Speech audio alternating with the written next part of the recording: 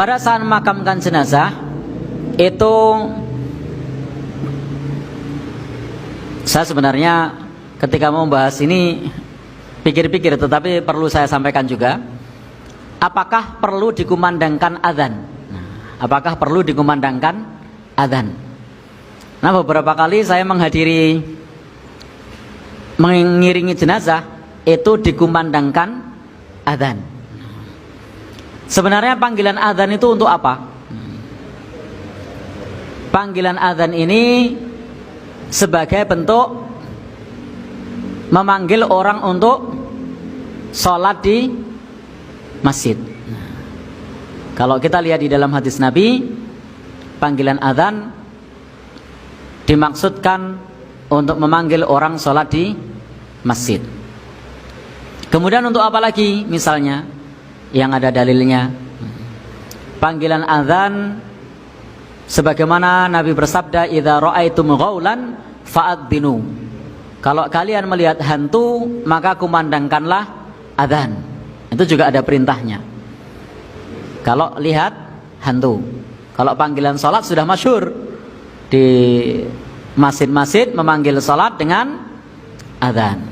Tetapi bagaimana kalau adzan di kuburan? Memang ada hadis yang menjelaskan mengenai masalah orang yang di kuburan itu mendengar suara adzan. La yazalul mayyit, mayit itu senantiasa mendengarkan yasmaul adzan. Mayit itu senantiasa mendengarkan adzan ketika dia di kuburnya sampai atau selama kuburannya itu tidak dicor atau tidak diplester. Jadi di situ disebutkan la yazalul mayyit yasmaul adzan, bahwasanya senantiasa mayit itu mendengarkan adzan fi qabrihi, di kuburnya, malam yutayyan, selama tidak di plester. Tetapi Imam Ibnu Hajar Al-Asqalani menyebutkan bahwa hadis ini isnaduhu batil. Isnad dari hadis ini batil. Jadi menurut Imam Ibnu Hajar Al-Asqalani, isnad hadisnya batil. Sehingga hadis ini tidak bisa diamalkan karena isnadnya batil. Imam Ibnul Jauzi yang punya kitab kumpulan hadis palsu, namanya kitab Al-Maudu'at, beliau menyebutkan bahwasanya kata Imam Ibnul Jauzi hadisnya palsu.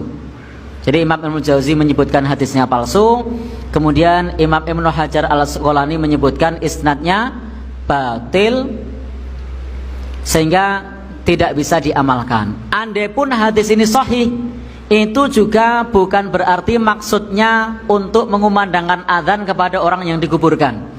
Mana lafaz perintah untuk mengumandangkan adzan? Tidak ada lafaz perintahnya. Hanya menyebutkan la yazalul mayyit yasmaul adzan. Mayit itu senantiasa mendengarkan adzan. Apa ada perintahnya kalau kemudian mayit diadzani? Tidak ada. Hanya disebutkan mayit itu mendengarkan adzan. Andaikan misalnya diadzani, lalu apa manfaat untuk mayit? Nah, apakah mayitnya masih sholat? Ya, andaikan misalnya hadis itu sahih, itu juga bukan perintah untuk mengadzankan.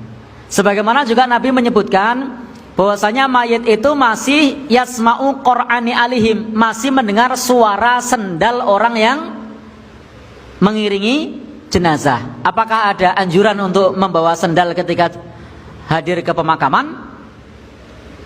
Kan di situ disebutkan bahwasanya mayit itu masih yasma'u qur'ani alihim, masih mendengar suara sendal orang yang takziah, yang mengiringi jenazah.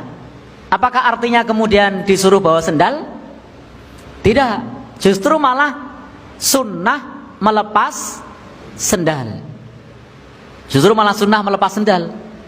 Maka Nabi pada saat ada orang yang menggunakan sendal masuk ke pemakaman, Nabi mengatakan fakhla'na laik, lepaslah sendalmu. Sehingga makruh di pemakaman memakai sendal. Sunnahnya lepas sendal, makruh pakai sandal.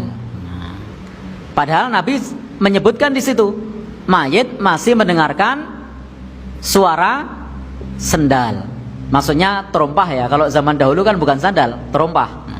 Maksudnya mendengarkan suara terompah. Kalau sekarang sandal, itu masih mendengarkan.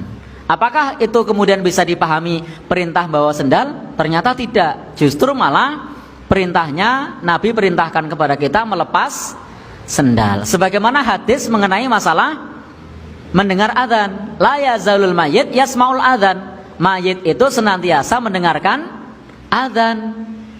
Nah, di kuburnya selama tidak dicor atau tidak diplester. Ternyata memang hadis ini tidak sahih, tapi isnadnya batil, dan kata Imam Ibnu Jauzi hadisnya maudhu atau palsu. Dan mohon maaf, saya bukan ahli hadis, saya tidak bisa mentakrid hadis. Saya hanya user, pengguna. Jadi hanya membaca apa yang sudah disampaikan oleh para ulama. Jadi saya hanya user, pengguna, tidak mampu untuk mentakrid hadis, tidak mampu untuk menelusuri hadis. Hanya user saja, hanya pengguna. Termasuk di sini ketika saya menyampaikan, saya hanya qari, hanya pembaca, hanya membaca kitab. Maka bisa teman-teman saksikan ketika saya menyampaikan kajian, saya selalu membawa catatan. Karena saya sendiri menyadari bahwa saya ilmunya masih terbatas. Nah, kalau kata mahfudhot, al ilmu fis sudur la fis sutur. Ilmu itu di dalam dada, bukan di atas kertas. Tetapi saya sendiri kebalik, masih di atas kertas, belum di dalam dada. Karena memang makomnya bukan makom ulama, makomnya masih pembaca. Nah, hanya membaca kitab-kitab. Baik. Sehingga teman-teman semua yang berbahagia, yang dirahmati Allah Subhanahu wa taala, itu ketika kita memakamkan jenazah tidak perlu diadzankan. Nah, lalu bagaimana kalau diadzankan? Nah, teman-teman semua yang berbahagia, yang dirahmati Allah Subhanahu wa taala, kalau misalnya ada yang mengadzankan, maka bisa jadi mereka dalilnya adalah qiyas. Karena tidak ada dalil dari Nabi Shallallahu Alaihi Wasallam mengenai mengadzankan mayit pada saat dikuburkan. Jadi tidak ada hadis Nabi yang menjelaskan ketika dikuburkan dikumandangkan adzan. Termasuk kalau kita membaca penjelasan para ulama. Para ulama juga menjelaskan tidak disunnahkan mengadzankan saat memakamkan jenazah. Termasuk dalam Hasyiah Ibnu Abidin itu disebutkan demikian. Dalam mazhab Hanafi tidak disunnahkan mengadzankan. Demikian pula disebutkan di I'anatul Thalibin, di situ disebutkan tidak disunnahkan mengadzankan. Adapun yang mengadzankan itu karena dalilnya qiyas, analogi. Kalau lahir diadzankan, maka mati juga diadzankan. Itu dalilnya adalah qiyas atau analogi. Dan kalau saya secara pribadi dalam masalah ini, prinsip ibadah yang di zaman Nabi sudah ada, sudah terjadi, nah, maka kita cukup ittiba. Ittiba itu ngikut bagaimana dulu Nabi dan para sahabat. Karena para ulama juga menyebutkan la qiyasa fil ibadah. Tidak ada qiyas, tidak ada analogi dalam masalah ibadah. Yang di zaman Nabi sudah ada. Kalau dalam masalah ibadah yang di masa Nabi, di sekitar Nabi tidak ada, yang dibutuhkan adalah qiyas. Karena rujukan kita itu adalah Al-Quran, As-Sunnah, Ijma', kemudian qiyas. Nah, qiyas itu salah satu sumber hukum Islam.